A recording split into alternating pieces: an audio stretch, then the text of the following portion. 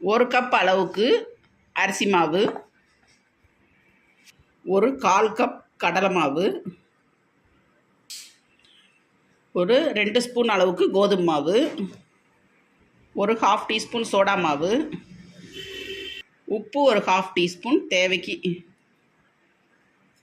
இப்போ இதுக்கு தேவைக்கு ஏற்ற மாதிரி கொஞ்சம் கொஞ்சமாக தண்ணி ஊற்றி மிக்ஸ் பண்ணிக்கலாம். பச்சை தண்ணி தான், சுடு தண்ணி இல்லை.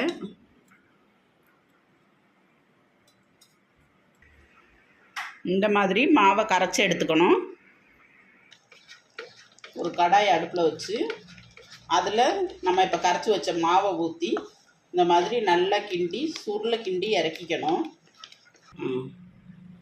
மாவை இந்த மாதிரி வர்ற பதம் வரைக்கும் நல்லா கிண்டி இறக்கிக்கணும்.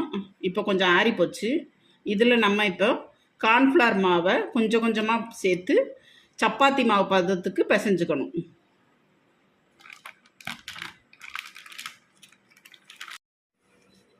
இந்த மாதிரி சப்பாத்தி மாவு மாதிரி மாவை பிசைஞ்சாச்சு.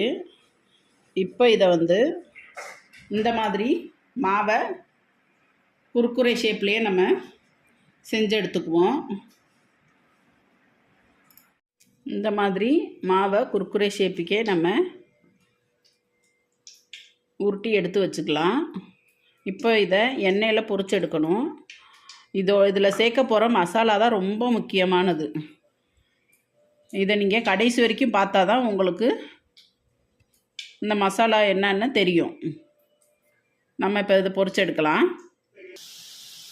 இந்த மாதிரி கொஞ்சம் சிம்லேயே வச்சு நம்ம பொரிச்சு எடுத்துக்கலாம். வேகமாக வைக்கக்கூடாது, அப்போ வெளியில் உள்ளே வேகாமல் போயிடும். சிம்லேயே வச்சோம்னா தான் மேலே மொறுமொறுன்னும் உள்ளே கொஞ்சம் இதாகவும் இருக்கும். பாருங்கள், இதை மாதிரி பொரிச்சு எடுத்தாச்சு. இப்போ இதில் 1.5 ஸ்பூன் மிளகாப்பொடி,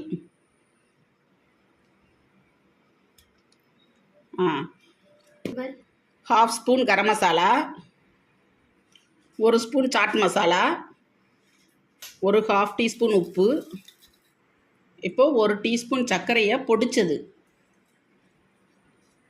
இப்போ இதை நல்லா நம்ம மிக்ஸ் பண்ணிக்கலாம். இப்போ இது பாருங்கள், நல்லா குர்குரே மாதிரியே லைட்டான ஸ்வீட்னஸ்ஸு, புளிப்பு, உரப்பு எல்லாம் சேர்ந்து நல்ல டேஸ்ட்டாக இருக்கும். நீங்களும் வீட்டில் இதே மாதிரி குழந்தைகளுக்கு கடையில் வாங்காமல் செஞ்சு கொடுங்க, விரும்பி சாப்பிடுவாங்க. இந்த ரெசிபி உங்களுக்கு பிடிச்சிருந்தா லைக் பண்ணுங்கள், ஷேர் பண்ணுங்கள், சப்ஸ்கிரைப் பண்ணுங்கள். Bye friends.